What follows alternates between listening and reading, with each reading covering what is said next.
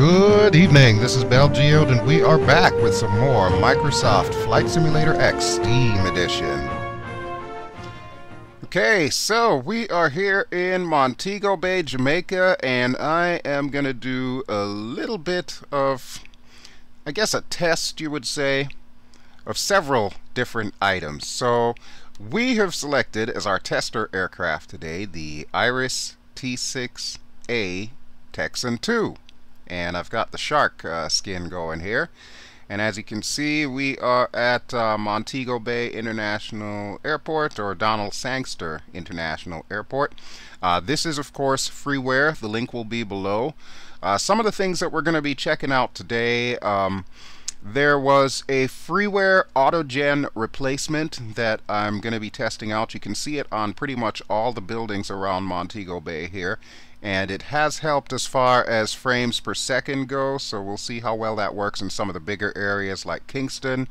I'm also testing out a couple of items that I purchased, one of which being FSFX Packages Chaseplane, and the other being FSFX Packages PrecipitFX. So the reason why we picked Jamaica is because I know it always rains in the afternoon, so at some point in time we'll get to see all the various rain effects that PrecipitFX has to offer. Now, in addition to which, I still have that little kneeboard thing, the PDF kneeboard, which unfortunately my video recording program will not pick that up, so you won't see that, but it helps me out as far as sticking to the checklist. So that's why we're going to be doing it. For this flight, I've broken it down into 3 legs. So let's switch over to SkyVector really quick, and I will explain the legs that we're going to be doing. So to start with, we're here at Donald Sangster International Airport, and we're going to be flying east along the north coast of the island to Ocho Rios. Our first stop is going to be the airport formerly known as Boscobel Airport, which is now known as Ian Fleming International Airport. It's a small airport with a very challenging approach that, if it happens to be raining there, is going to get really challenging, so I'm looking forward to that. And then once we're done at Boscobel, as I continue to call it, we're going to continue heading east to Ken Jones Airport over in Port Antonio. We may or may not do a touch and go there. It depends on how I feel we're doing as far as that runway. I know it's a pretty short runway, and this thing does not like stopping, so it could get interesting there as well. But once we're done at Ken Jones, we're going to head south-southwest, and we're going to stop in Kingston. We're going to visit 2 airports. So the 2 airports that we're going to visit are, of course, the major airport, which is Norman Manley International Airport. That's the main national airport in Kingston on the little isthmus of Palisados. And then, once we finish there, we're going to go to Tinson Pen. Tinson Pen is interesting because that is where my dad learned how to fly when I was a kid, so we'll be stopping there. Most likely, that'll be the end of our second leg. Our first leg will end in Boscobel. We'll actually just do that as one thing, because I think we have enough weather to play with here. And then the last leg starts at Tinson Pen and heads west towards the town of Mandeville, which is my hometown, and then continuing west from Mandeville to Negril. We're going to be landing at Negril, or maybe it might be a touch and go. I really don't know how long that runway is. I do know it's a gravel runway, so that could also be fun. And once we finish at Negril, we're going to head back here to Donald Sangster International Airport, and then we'll call the episode done. All right. So let's get back to our shark and get her prepped for takeoff. Okay, so we're back with the shark, and I'm going to do a little bit of a pre-flight here. Now, I was doing this in EasyDock 2, which you saw in the episode with Ali. However, Chaseplane seems to make it a lot smoother and a lot easier to manipulate. So I have to admit, I'm kind of sold on Chaseplane here. So we'll do our mock walk around here. Propeller looks fine. Exhaust port looks fine. Nose gear looks fine. Landing gear looks like it could use a little bit of tire pressure there, but I'm okay with that. We have very full tanks. You may notice I've got drop tanks on the wings. Since this is a long journey, I only wanted to make one shot. I did not want to have to stop and get gas. Of course, the flip side is, with this tank being full, as well as the wing tanks and center tanks, that means that this bird is going to be extremely heavy, so be prepared for that. Alright, landing lights, or not landing lights, but nav lights look good. Let's test the aileron real quick here. Okay, aileron seems to be doing its aileron-y goodness. This is nice. We'll head to the back of the aircraft. I'm not going to check things like the antennas and the static wicks and all of that because I know those are working because they aren't modeled in FSX. Alright, elevator is good. Rudder, we'll check you out. Rudder looks good too. Very nice, very nice. Head over to the other side. See how that landing gear looks. Looks alright. Looks alright. Can't really test the flaps until I've got the hydraulics going, so we won't worry about that, but we will test this aileron. Okay, looks good. And that drop tank is, of course, full, so we're fine there. And exhaust port looks clean. Let's see, pitot tube. Now this is kind of a little graphical artifact here. I'm really not sure why this happens, but you can see the pitot tube looks a little funky.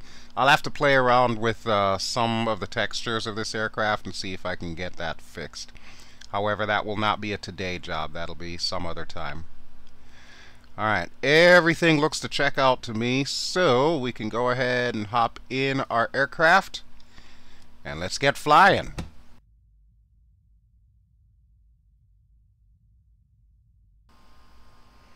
Okay, and we are in the cockpit, so we are good to go. Let me pull up my kneeboard real quick here. Alright, pre-flight. Gust lock, make sure that is off. The gust lock is that thing that I'm just clicking right now. And yes, it is off. We're good to go. Master battery on. Auxiliary battery is already on. Let's do our lamp test. So let me see. Caution and warning lamps. That is the far left switch. Yep, everything lit up like a Christmas tree. This is nice. AOA warning lamp. It's not much of a warning lamp, really. It just shows you the AOA, and that is working, so we're good there. I don't even know why I do that test. It's really not needed. Fire warning. Yep, we've got fire warning lights on, so we'll turn that back off. Good to go. All lights check out. Okay, so we'll turn on our nav lights. Navigation lights are off. We'll hit the engine cutoff paddle. Well, gotta make sure we're in idle first. Okay. Engine cutoff paddle has been hit. PMU switch, which is on the far, far right, just above the big red switch surrounded by yellow and black. Turn that down. Bus tie, make sure that is on norm. That should be already on norm. So, yes, we should be good to go there.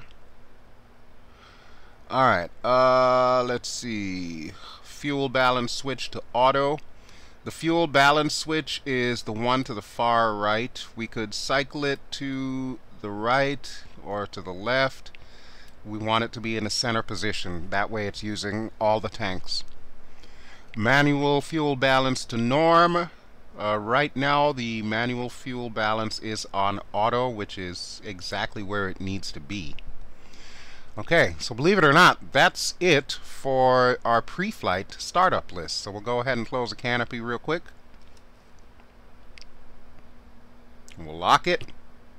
There we go, good to go. Alright, next on the hit list, we need to start ye old engine. Okay, so anti-collision lights, turn you on. Boost pump.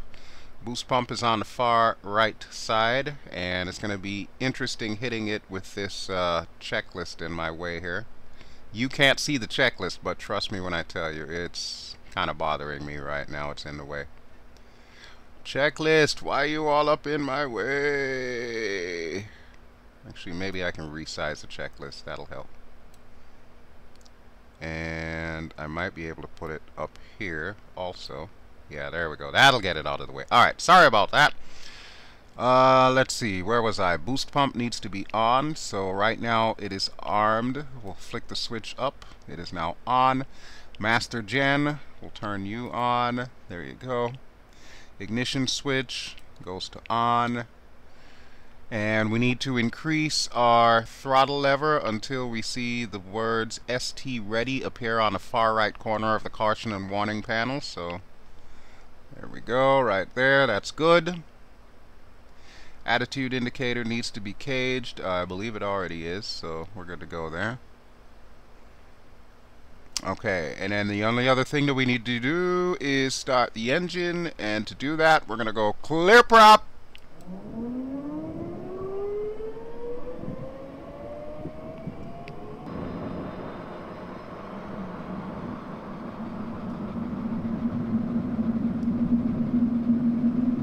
Okay, good start on engine.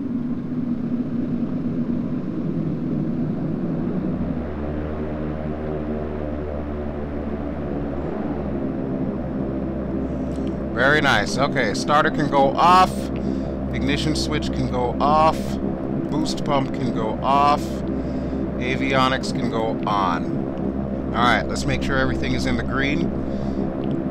Oh, PMU, forgot to put that down. Okay, PMU is now in its correct position. Okay, good deal. And as you can see, the clouds are starting to form, so we may actually get a chance to test out PrecipitFX. But first, let's go ahead and get some oxygen flowing.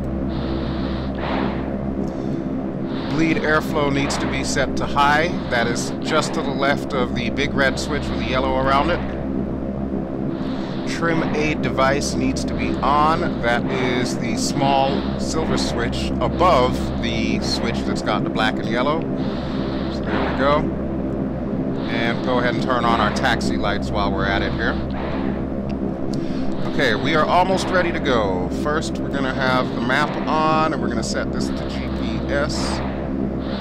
And that's pretty much all we need to do. Now, I have not set the altimeter, so you will notice that it says we are at minus 51 feet above sea level. That is, of course, inaccurate. So we'll need to fix that. In fact, let's do that right now. Let's go ahead and get the ATIS.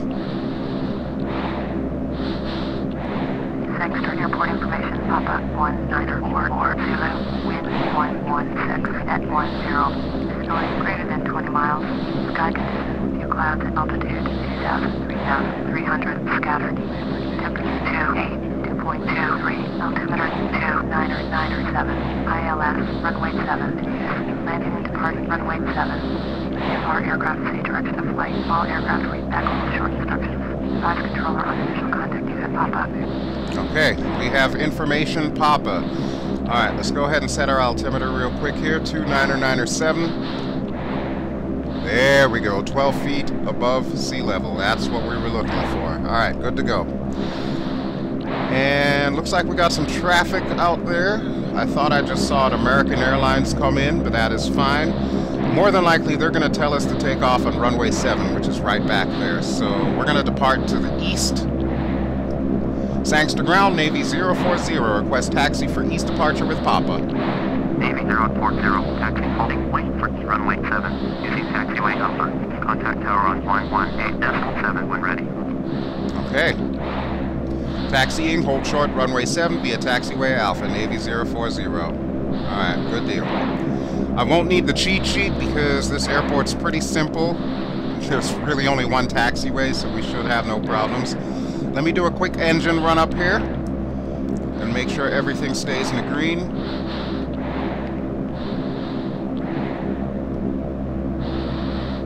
Let's bring it up to about 40%.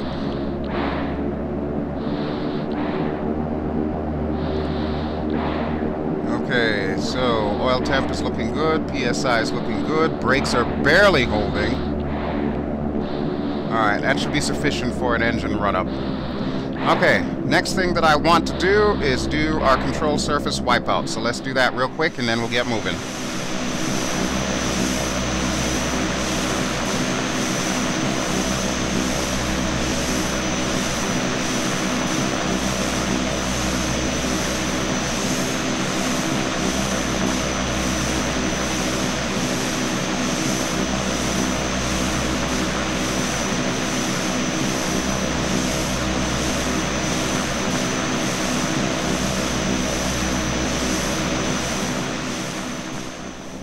Okay, control surface wipeout checks out, and the last thing that I need to do is this NACWS on the far right side that says off. I'm going to go ahead and click it to on. That basically is our TCAS, or our traffic. That'll show us our traffic in the window there. I'm not sure how well it works, to be honest with you. I've seen it pop up every now and then, but it really doesn't seem to do what it claims to on the tin, so I don't know. Minor quabbles. Okay, let's go ahead and head out.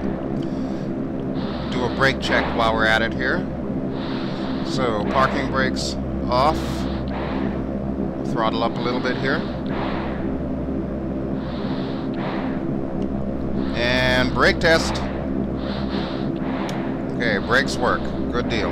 Okay, let's head to runway 7, which, I will remind you, is back that way.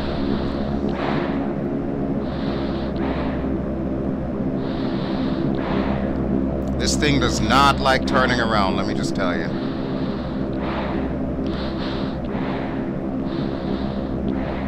Alright, I think we're good to go.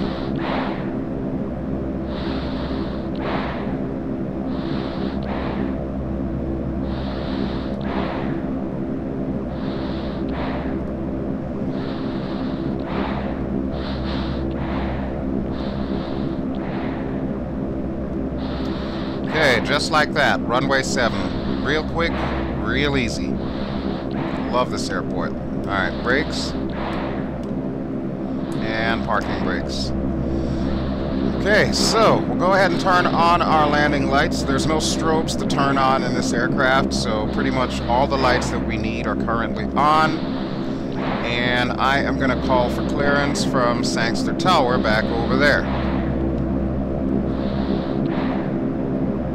Sangster Tower, Navy 040, ready for east departure at runway 7. Navy 040, cleared for takeoff, runway 7, departure to the east approved. Cleared for takeoff, runway 7, Navy 040. Gotta remember my call sign. Why don't I just use Shark? That would be awesome if I just used Shark. I mean, if I expect Ali to do it, I might as well do it myself. I'm checking, of course, for traffic, and I don't see any. So the game plan is, once we take off, we're going to loop back around and overfly Montego Bay so that we can take a better look at this replacement Autogen textures that seems to have vastly improved my FPS. Alright, let's get going. Brakes are off, and we'll taxi out.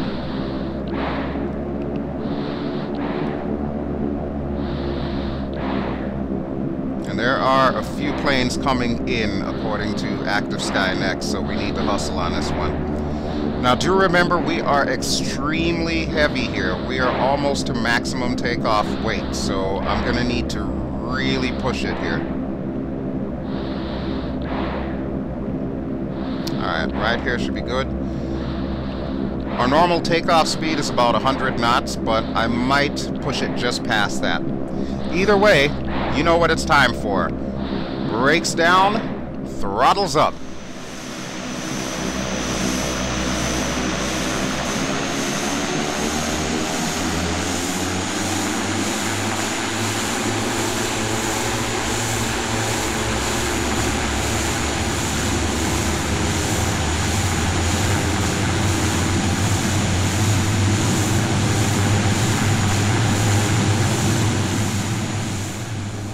Okay, so we are nearing the halfway point of the runway as well as our rotate speed. So as soon as we rotate, I'm going to pull it into full throttle. Alright, right here should be good, so let's rotate. Full throttle. And let's go ahead and get the gear and flaps up.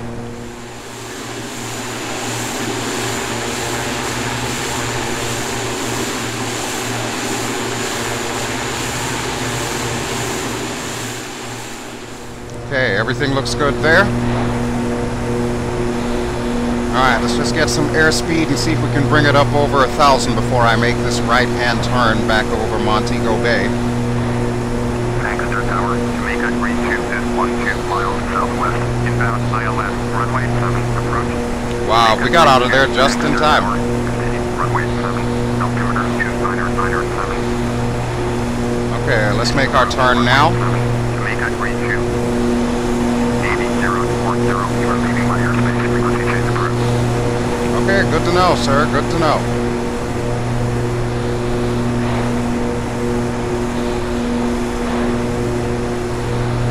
Sangster departure, Navy 040's type Raytheon, T6, 3 miles east of Sangster, 1,300. Request clearance, transition, Charlie airspace.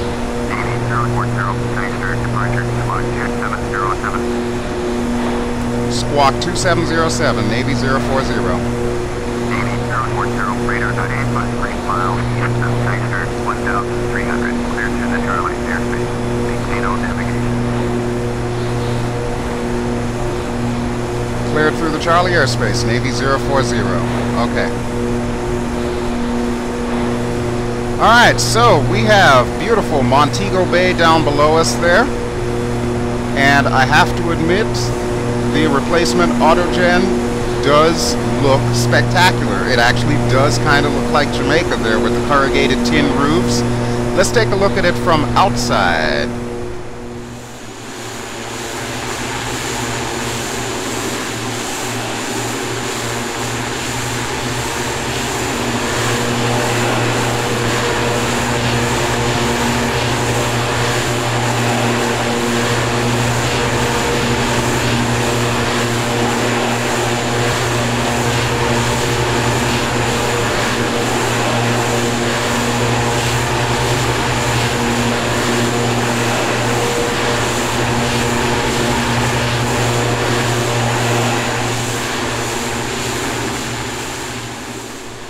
Wow, such a simple fix. All it did was replace the textures that are used by default on the Autogen buildings. That's it. That's all it did. And it gave me an extra 5 frames per second, which might not seem like much, but in the grand scheme of things, it certainly does add up.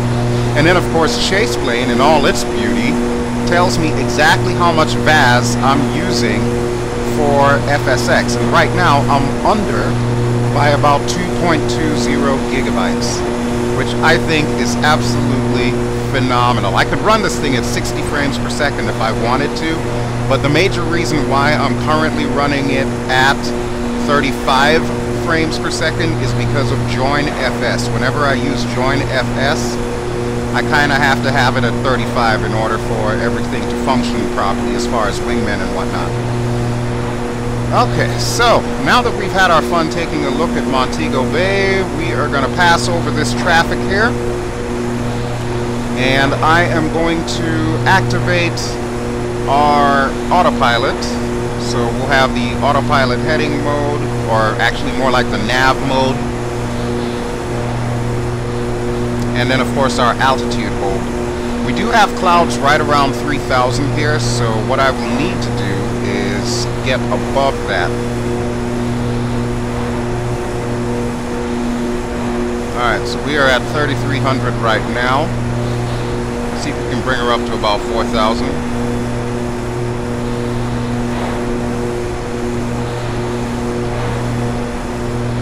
4,000 seems like a pretty good number, even though we are heading east, and traditionally if you're heading east you should be at odd-numbered altitudes. So with that in mind, let's take it up to 5,000. You can see the GPS on the left. I forgot to mention the last time that I showed this aircraft, the GPS, I completely redid it. Basically, I took out the original GPS that Iris had put in there because I was not a fan of it. I needed something familiar, so naturally I put in the little Garmin G500 there.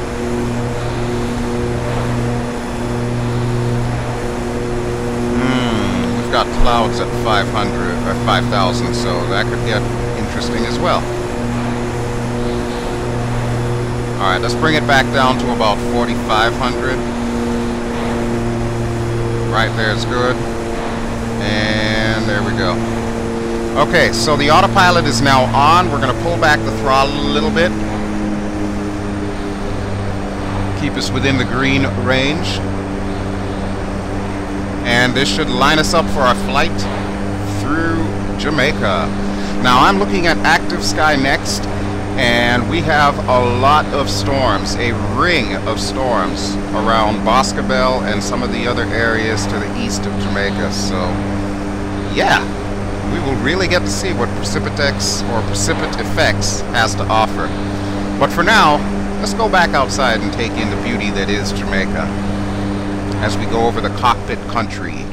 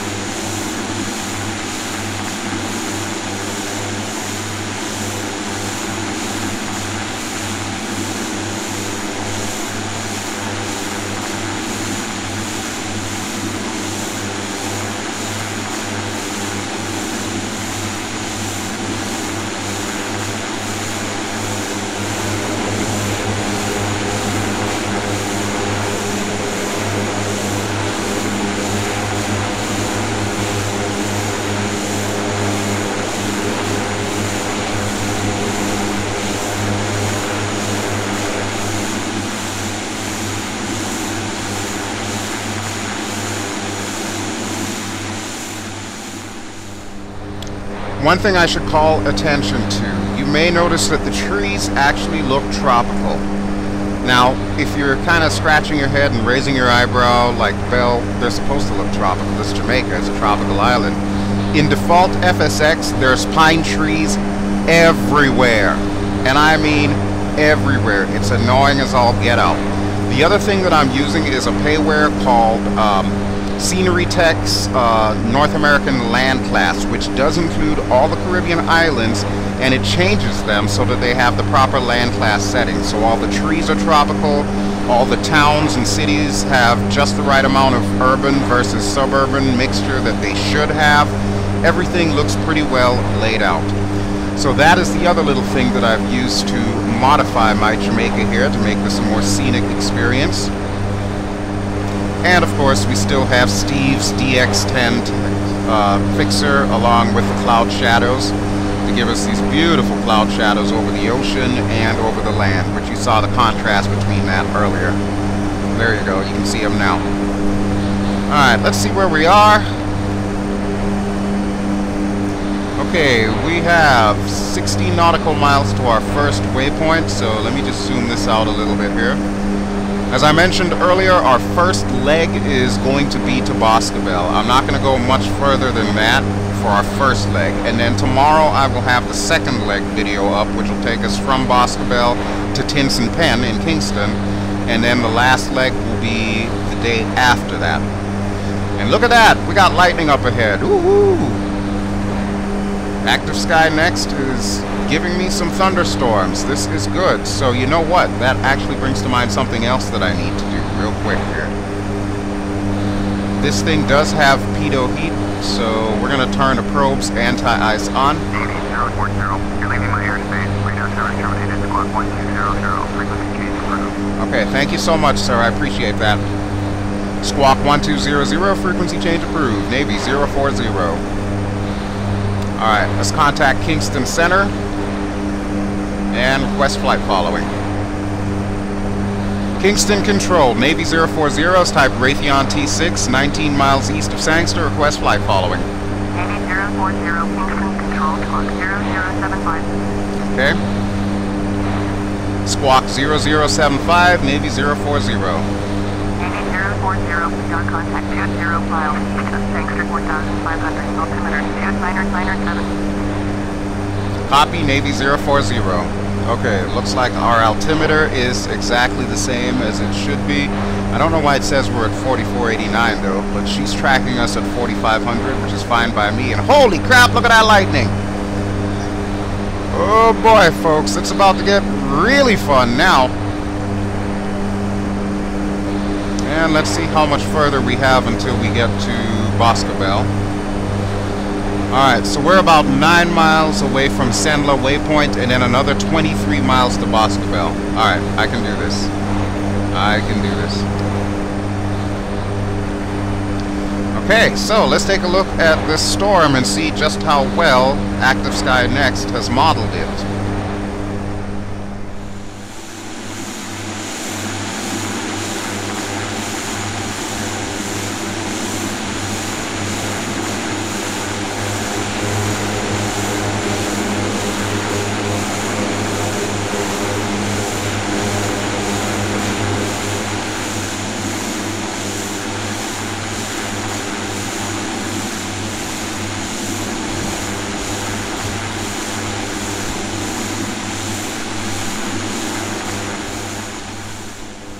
It looks like the bulk of it is directly in our path. I'm looking at the Active Sky Next map right now, and this is just the outlying clouds, which explains why they're really not all that thick. Oh, spoke too soon. Look at that. Now we're in a pea soup. Wonderful. Now, you may notice that my cloud, the interior of my cloud, does have a little bit of a tint to it. You may have seen that it's kind of like a pinkish or yellowish tint.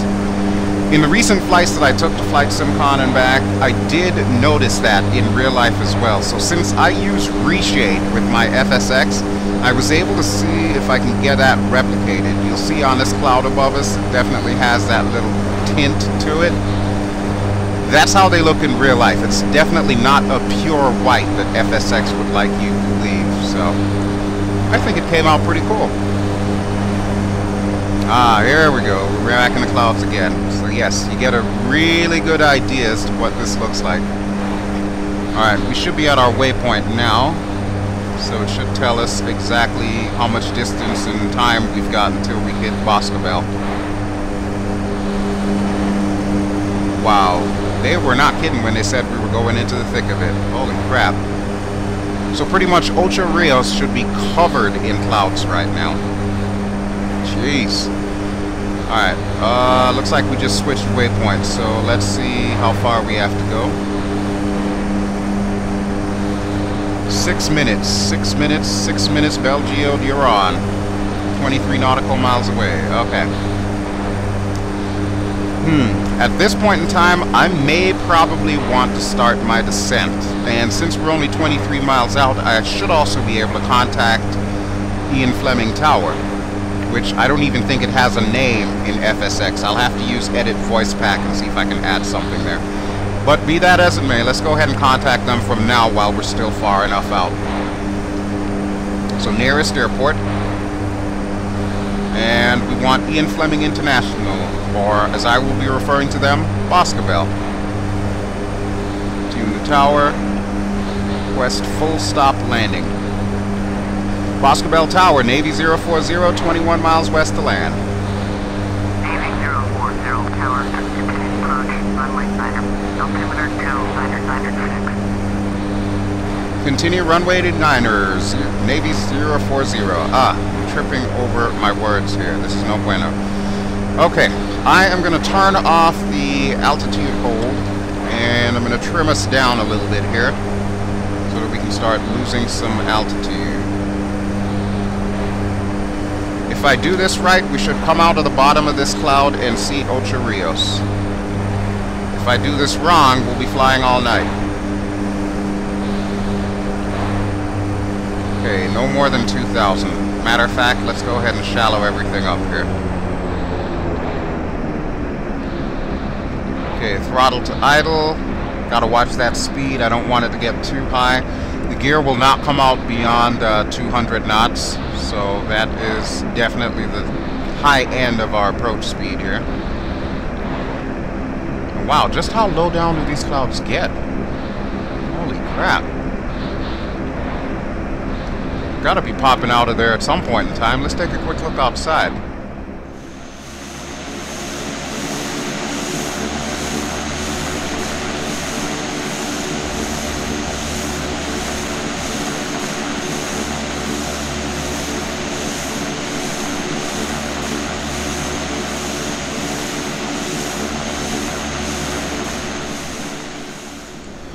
Woo! Wow, okay, so there is Ocho Rios directly ahead. So this is good. This is very good. And as I'm sure you were able to see, there's a little bit of wind shear happening as well. So, yeah. I'm not a fan of wind shear at all. But we are still on the nav hold, so as long as that remains the case, then we should be able to line up with the airport. We might not be perfectly lined up with a runway, but I'll be fixing that momentarily. And look at that! We've got PrecipitFX rain! That is awesome. Looks a little bit better than default, but I think the real key to PrecipitFX is going to be when we get on the runway. I'm going to show you some of the effects that FSFX packages have done. And I don't know why everyone always has an issue saying their company name. I really don't. Alright, let's bring her down to 1500 and then we'll stabilize here. Perfect. Right there should be good. Why am I still going down? I don't want to go down. I want to straighten up.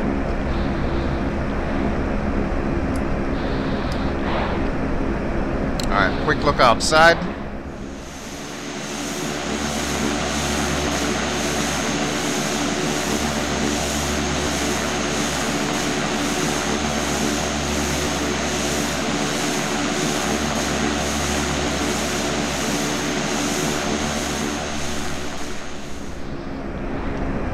Okay, and one thing I should also mention, the Ocho Rios that you're seeing there with the cruise ships and all the various hotels is a part of this Boscobel scenery.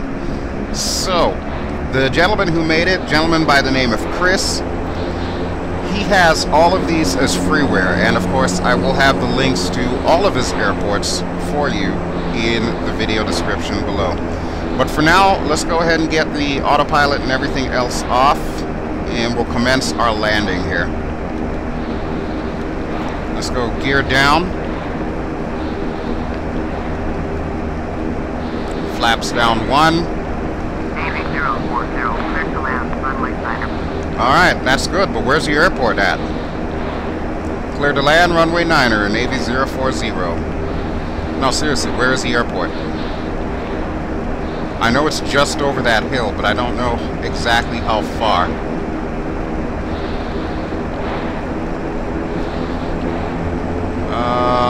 Wait, I think I see it. Yep, there it is, all the way over there. Wow, and that is a pretty steep drop-off just before the airport. So yeah, this is really gonna get interesting here. I know I say that a lot, but believe me when I say this airport was challenging in real life for my dad as well. So I'm glad to see that Chris was able to get it right on this one. Okay, let's go outside. We'll do the customary BelGeode landing cam view and check out some more of this awesome Autogen.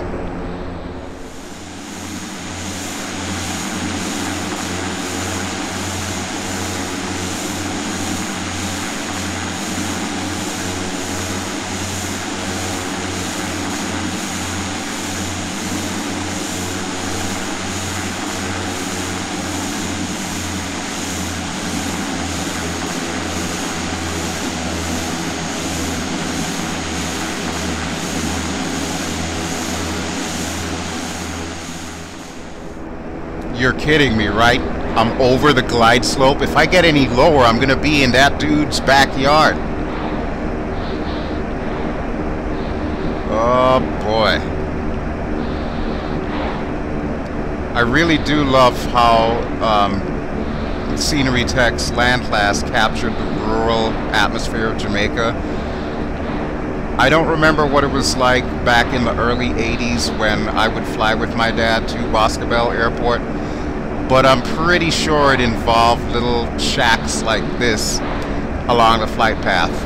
Why people would live that way is beyond me. But enough of my reminiscing. I've got trees in my path and I've got to get down on this runway in a jiffy. So as soon as we get over these trees, we've got to drop like a stone. And I sincerely hope that we can come to a stop at the end of that runway.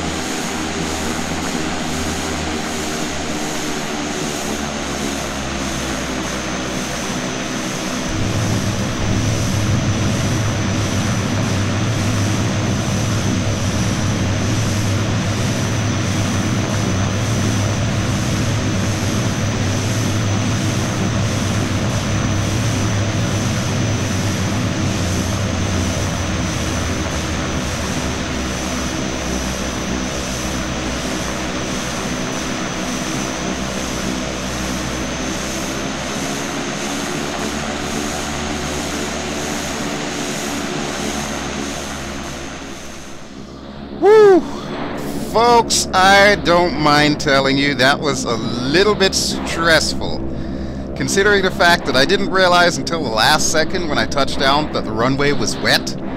However, that does bring to mind one of the things that I wanted to show you, and I'm really glad that it did happen.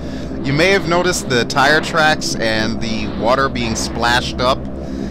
That's a part of PrecipitFX. This is what makes this thing so awesome. It is payware, of course, by FSFX packages, and the link is in the video description below, just like everything else. Alright, let's see if we can find a parking spot here, and we will call this leg of our journey done.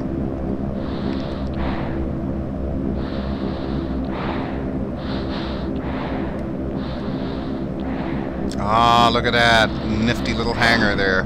That is too cool. That is too cool.